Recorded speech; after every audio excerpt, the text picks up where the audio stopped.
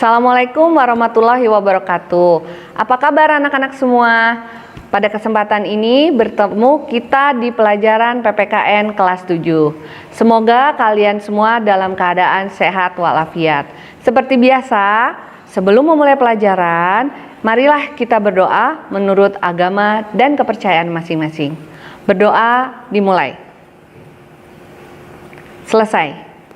Seperti biasa anak-anak, pada kali ini kita akan membahas mengenai kerjasama dalam berbagai bidang kehidupan pada bab 5. Kita simak penjelasannya.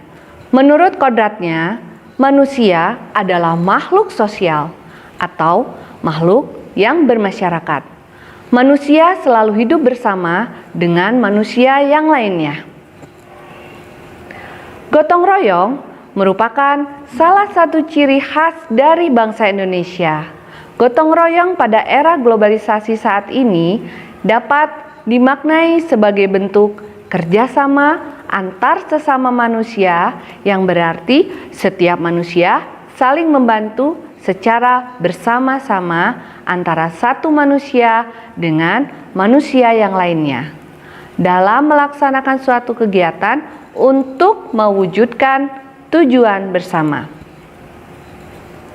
Kerjasama dalam berbagai bidang kehidupan akan terdiri dari beberapa bidang. Yang pertama adalah bidang kehidupan sosial politik, bidang kehidupan ekonomi, bidang kehidupan pertahanan dan keamanan negara, dan yang terakhir, kerjasama antar umat beragama. Terbentuknya Negara Kesatuan Republik Indonesia diawali dengan kesadaran nasional akan persatuan dan kesatuan bangsa. Persatuan dari kata satu, yang berarti utuh dan tidak terpecah belah. Persatuan dan kesatuan terwujud karena adanya kerjasama sesama masyarakat Indonesia untuk mengusir para penjajah. Persatuan mengandung arti bersatunya macam-macam corak yang beraneka ragam menjadi satu kebulatan yang utuh dan serasi. Sesuai tujuan nasional yang hendak dicapai melalui pembangunan nasional tercantum dalam pembukaan Undang-Undang Dasar Negara Republik Indonesia tahun 1945. Alinea keempat, yaitu pertama, melindungi segenap bangsa Indonesia dan seluruh tumpah darah Indonesia. Yang kedua, memajukan kehidupan bangsa. Yang ketiga, mencerdaskan kehidupan bangsa. Dan yang keempat, ikut serta melaksanakan ketertiban dunia yang berdasarkan kemerdekaan, perdamaian abadi, dan keadilan sosial. Baik, kita masuk kepada kerjasama dalam kehidupan sosial. Landasan kehidupan sosial politik masyarakat Indonesia adalah sila keempat dari Pancasila. Tentu kalian paham. Sila keempat yang berbunyi kerakyatan yang dipimpin oleh hikmat kebijaksanaan dalam permusyawaratan perwakilan. Perilaku politik harus didasari nilai hikmat, kebijaksanaan, permusyawaratan, dan perwakilan. Hal itu semua merupakan bagian dari gotong royong. Permusyawaratan adalah suatu tata cara khas kepribadian Indonesia untuk merumuskan atau memutuskan suatu hal berdasarkan kehendak rakyat hingga tercapai keputusan yang berdasarkan kebulatan pendapat atau mufakat. Hikmat kebijaksanaan merefleksikan tujuan sebagaimana dikehendaki oleh pembukaan Undang-Undang Dasar Negara Republik Indonesia tahun 1945.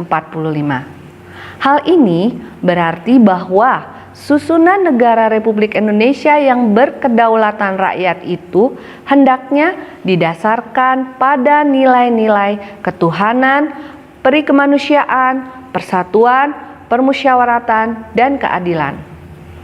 Pangkal tolak sosial politik bangsa Indonesia adalah gotong royong.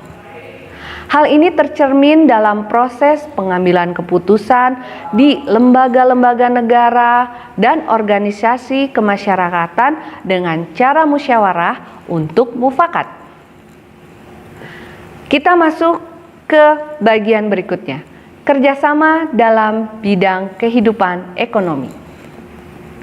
Dalam kehidupan ekonomi, kerjasama digambarkan pada pasal 23A Undang-Undang Dasar Negara Republik Indonesia tahun 1945 yang berbunyi, pajak dan pungutan lain yang bersifat memaksa untuk keperluan negara diatur dengan undang-undang.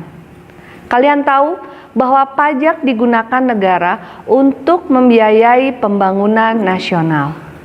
Kemudian, pada pasal 33 ayat 1 Undang-Undang Dasar Negara Republik Indonesia tahun 1945 menyatakan perekonomian disusun sebagai usaha bersama berdasarkan asas kekeluargaan. Hal ini berarti dalam kegiatan usaha ekonomi digunakan prinsip kerjasama, saling membantu dalam suasana demokrasi ekonomi untuk mencapai kesejahteraan bersama secara adil. Wujud badan usaha yang diharapkan pada pasal 33 ayat 1 adalah koperasi. Sebagai badan usaha yang beranggotakan orang-orang dan badan hukum dengan berlandaskan prinsip kerjasama dan kekeluargaan. Kalian tentu tahu, keunggulan koperasi dibandingkan dengan usaha lainnya sebagai berikut. Yang pertama, keunggulan koperasi adalah memiliki dasar persamaan, yang artinya setiap anggota dalam koperasi mempunyai hak suara yang sama. Yang kedua, persatuan, artinya dalam koperasi, setiap orang dapat diterima menjadi anggota tanpa membedakan agama, suku bangsa, dan jenis kelamin. Yang ketiga, pendidikan. Artinya, koperasi ini mendidik anggotanya untuk hidup sederhana, tidak boros, dan suka menabung. Berikutnya, demokrasi ekonomi. Artinya, imbalan jasa yang diberikan dengan jasa masing-masing anggota berdasarkan keuntungan yang diperoleh. Dan yang terakhir, demokrasi kooperatif. Artinya, koperasi dibentuk oleh para anggota, dijalankan oleh anggota, dan hasilnya untuk kepentingan anggota. Kita ke berikutnya, kerjasama dalam bidang kehidupan pertahanan dan keamanan negara. Pada pasal 30 ayat 1 Undang-Undang Dasar Negara Republik Indonesia menyebutkan bahwa tiap-tiap warga negara berhak dan wajib ikut serta dalam usaha pertahanan dan keamanan negara. Selain itu, terdapat juga pada pasal 27 ayat 3 Undang-Undang Negara Republik Indonesia tahun 1945 menyebutkan bahwa setiap warga negara berhak dan wajib ikut serta dalam upaya pembelaan negara. Setiap warga negara harus melakukan kerjasama untuk mewujudkan keamanan dan pertahanan negara. Kerjasama warga negara untuk mewujudkan pertahanan dan keamanan negara merupakan contoh dari sikap bela negara.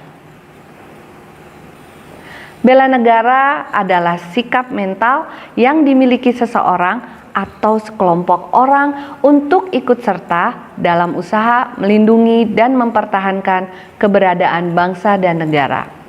Bela negara merupakan tekad, sikap, dan perilaku warga negara yang dijiwai oleh kecintaan kepada Negara Kesatuan Republik Indonesia yang berdasarkan Pancasila dan Undang-Undang Dasar Negara Republik Indonesia tahun 1945 dalam menjamin kelangsungan hidup bangsa dan negara.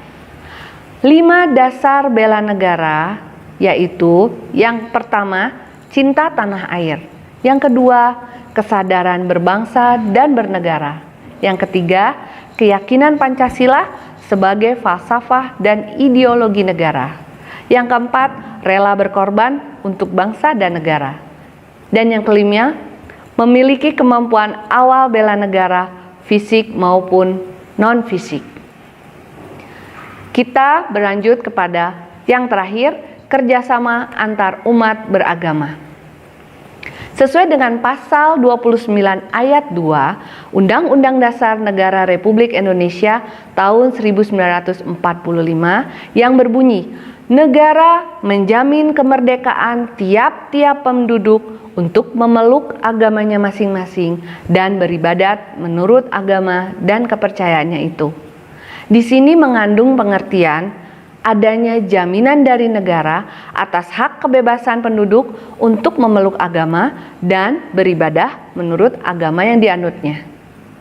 Kerjasama antar umat beragama bukan dalam hal keyakinan agama, tetapi lebih kepada upaya menciptakan kerukunan hidup antar pemeluk agama dengan mengembangkan sikap saling hormat menghormati dan toleransi. Kerjasama antar umat beragam ditandai dengan adanya sikap-sikap sebagai berikut. Yang pertama, saling menghormati umat seagama dan berbeda agama. Yang kedua, saling menghormati lembaga keagamaan yang seagama dan berbeda agama. Dan sikap saling menghormati hak dan kewajiban umat beragama. Demikian anak-anak penjabaran materi bab 5 untuk PPKN kelas 7 SMP pada bagian bentuk-bentuk kerjasama dalam berbagai kehidupan di masyarakat. Semoga apa yang sudah Ibu sampaikan dapat dipahami dan semoga anak-anak mampu mengaplikasikan dalam kehidupan sehari-hari. Tetap menjaga kesehatan dan selalu berdoa kepada Tuhan Yang Maha Esa, senantiasa diberikan perlindungan. Sampai jumpa di materi berikutnya. Akhir kata, wassalamualaikum warahmatullahi wabarakatuh.